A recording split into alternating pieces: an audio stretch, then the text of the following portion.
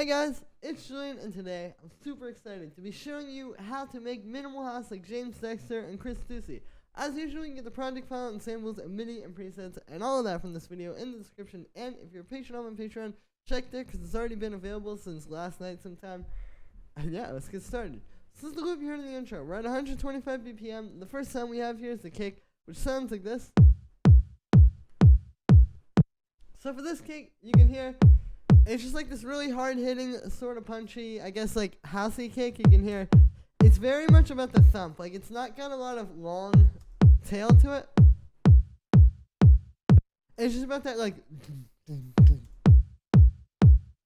just that hard-hitting impact at the start of the sound. I have a bit of drum bus on this. You can see you got the drive up a bit. I've also got the transients up a bit. That's really helping with the punch. You can hear the difference when I turn that off versus when it's on. After that, I have this EQ8. I'm just doing a bit of a mid-range boost. This is where like a lot of the punch is, so it's just sort of boosting that. I'm also doing a low-end boost to just make that a bit stronger. And then there's a low mid-range cut here just to get rid of some mud. And that is it for the kick. Next thing we have here is the bass, which sounds like this.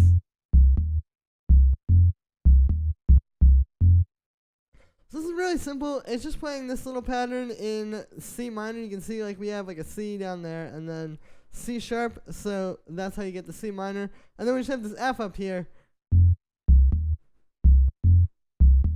And yeah, it's a pretty sparse bass line. You know, it's just really fitting into the groove.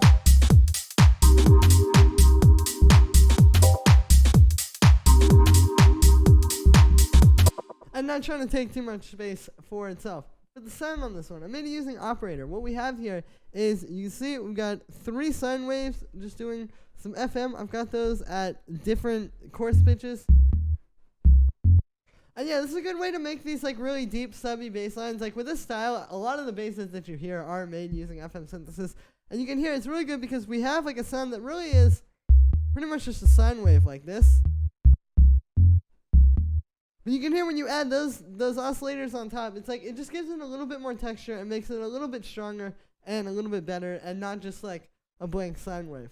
After that, I just have a bit of saturation beefing this up, and then I just have a compressor side chaining it to the kick. And that is it for the bass. I have the kick and the bass in a group, this bus, a low end bus. It basically just, you know, ties the low end together more. The low end is really all happening between those two elements. So yeah, we just have them in a group, processing them together. I'll show you, here's if I turn off the group processing.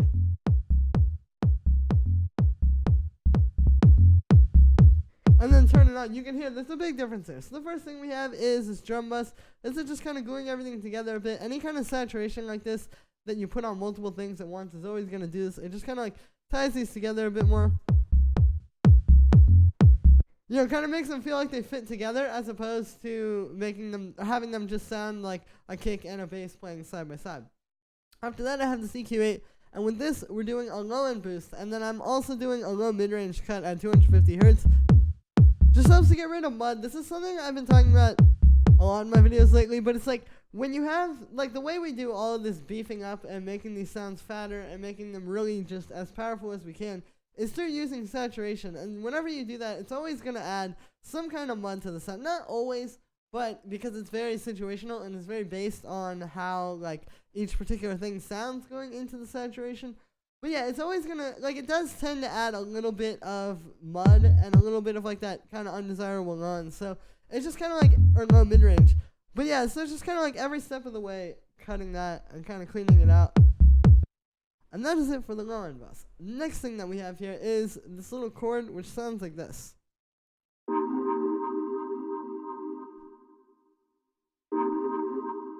So what this is playing is, it's playing this little chord where it's just a C minor chord. Like I said, we're in C minor. You can see we have C, D sharp, and then G. But then I have this A sharp down here. So this is technically actually the minor 7th. This is actually a minor 7th chord.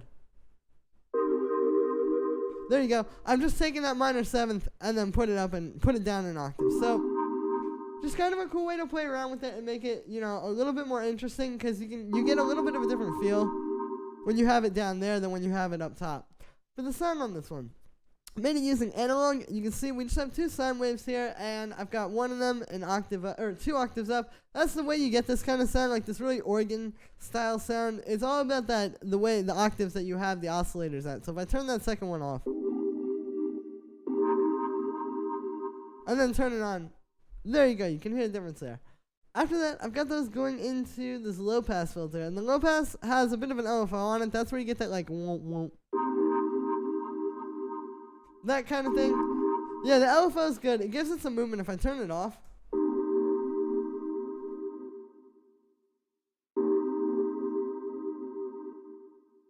It's not as cool, I feel like. After that, we have the amp envelope set like this. It's just kind of like fading down over the course of the sound. And then the last thing we have here is just a bit of vibrato. So you can hear that's giving it just a bit more like warble if I turn that off. It makes it a lot less like chorusy. It's subtle, but you know, the subtle things add up. After that, we have a bit of chorus. Speaking of chorusy, here's without this. And then with it. So you can hear this one. It's just kind of spreading the sound out a bit more, making it a bit more interesting to listen to. This is a good way to kind of give like a chord like this more texture. You know, you don't always want to distort it more or like add like a flanger or something like that. But a little bit of chorus definitely goes a long way for adding that nice kind of like watery texture to it. After that, I just have a bit of reverb for some space. You can hear that. We also have this drum bus here. This is just fattening it up a bit. If I turn this off and then turn it on, you can hear like it just kind of beefs the sound up a bit. And then the last thing we have on here is this auto filter. I'm just using this as a high pass to cut out the low end. And that is it for that chord. Next thing that we have here is the second chord, which sounds like this. So this one's a bit more of a stab, hence why I called it a stab here. You can see this is just playing a C minor chord. We just got C, D sharp, G. And yeah, with this one, I mean, both of these chord steps are very rhythmic, but you can hear this one is meant to kind of be like a quick, shorter one. And then we get that other one kind of like longer, holding out after. So it's like a bit of call and response.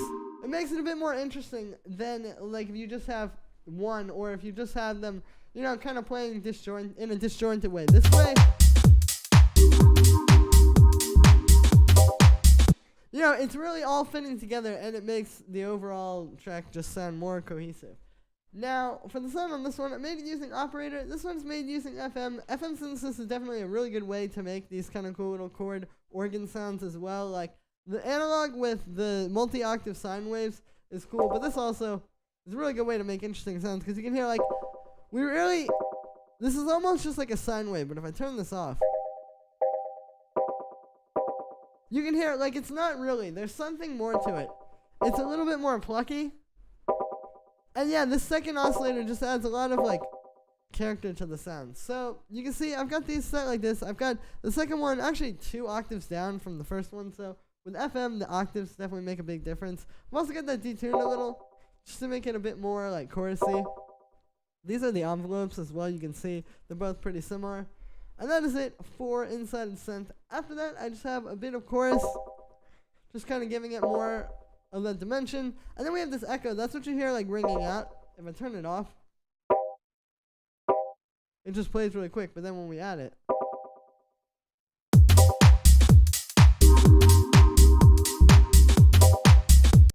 just kind of gives it a little bit of space. I like doing this as opposed to having, like, a big reverb or something like that. It kind of gives it some contrast, because with the first chord, it had the reverb, and then when this one plays, it is delay. So again, it's just kind of like making things play off of each other as opposed to just trying to do stuff for, like, what you want, I guess. And then after that, the last thing we have is just a bit of drum bass. Here's without this.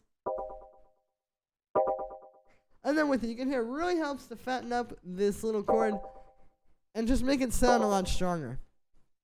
And yeah, that is it for that step. Next thing we have here is the open hi-hat, which sounds like this. This is made using 2 layers. We have this one and this one. So I talk about this technique a lot, but when you have like an open hi-hat like this in like house or techno, it's not always just about getting like that bright high end like you hear in this sound. You also need some sharp mid-range to it, because otherwise it's gonna sound too flimsy. Like if I turn off the mid-range layer and then turn it on,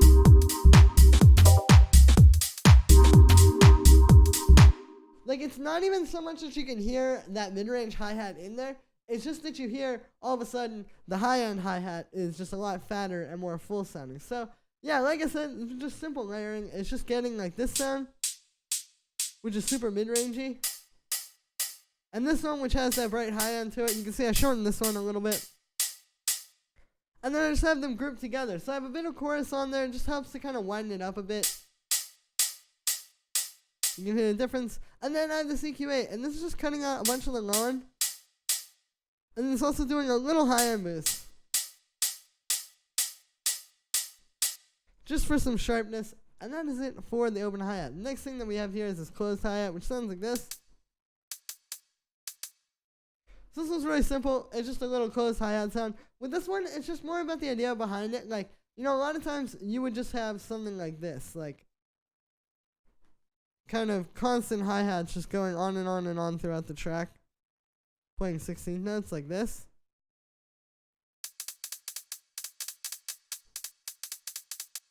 Basically like that.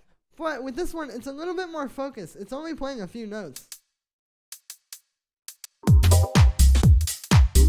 And you can hear the groove sounds like just overall a lot more open. And there's more space in there.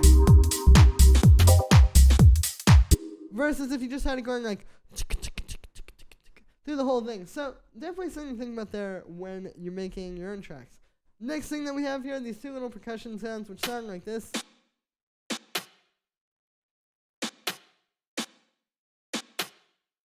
These are just these two little like rim shot type of sounds.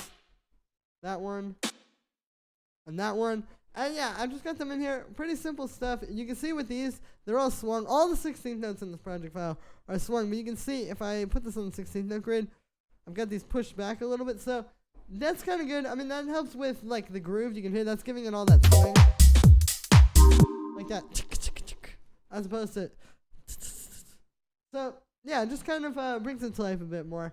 After that, we have this clap, which sounds like this. This one's pretty simple. It's just sort of like this very full, big sounding clap. It's important to choose like a really good clap sample. Like, yeah, it's just you need something like this that really just sits on top of the whole mix. And it's really hitting like that. Versus like if you just got like some thin little clap that just wouldn't really work. Like, I find a lot of times when people think they don't know how to mix their claps, it's really just because they don't know how to choose solid samples. But if you want this sample, a very solid one, you can get it in the description. Anyway, after that, I just have a bit of saturation on there. Just making it hit a little bit harder. And that is it for the clap. Now, I have all the percussion in a group. It's just like I was saying, I'm kicking the bass, you know, bussing to kind of make everything fit together a bit more. So here's with nothing on the group.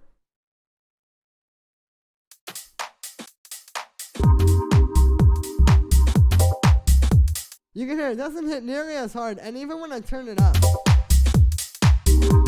it still doesn't hit as hard as this does. So the first thing that we have on here is a bit of reverb.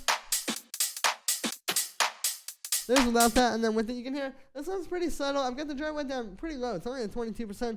But this is just adding a little bit more space to the sounds. I find this helps to put everything in like the same room. I've got a really short decay time, so it really is just like a room reverb. But yeah, if you're having a hard time making your samples sound like they fit together or like they're in kind of the same world, try putting a little bit of reverb on your percussion, because what you can hear it does is when you're hearing that exact same reverb on everything, it kind of fools your brain into thinking like these sounds belong together, if that makes any sense. Like, it makes them sound like they're all kind of happening in the same world, like I was saying. So, that's the idea behind that. After that, we have a bit of drum bus here, without that. And then with it, you can hear this makes everything hit a lot harder, makes it a bit more punchy, and just kind of stand out a bit more. And then the last thing we have on here is just the CQ8, which is cutting out some low end, and then also boosting the high end a little bit. Here's without that. And then with it, so you can hear this just kind of use everything like in HD filter. And yeah, so that is going to be it for this one, guys. I hope you enjoyed. as always, make sure to like this video as well as subscribe, and let me know what you think of this video in the comments. Like I said in the beginning, you can get the project file and samples and MIDI and presets and all that stuff in this video in the description. And if you're a patron on my Patreon, check there, because it'll all be available already. It actually is all available already. Stumbled over my words a little bit there. Thank you so much, everyone, and I will see you tomorrow with another video.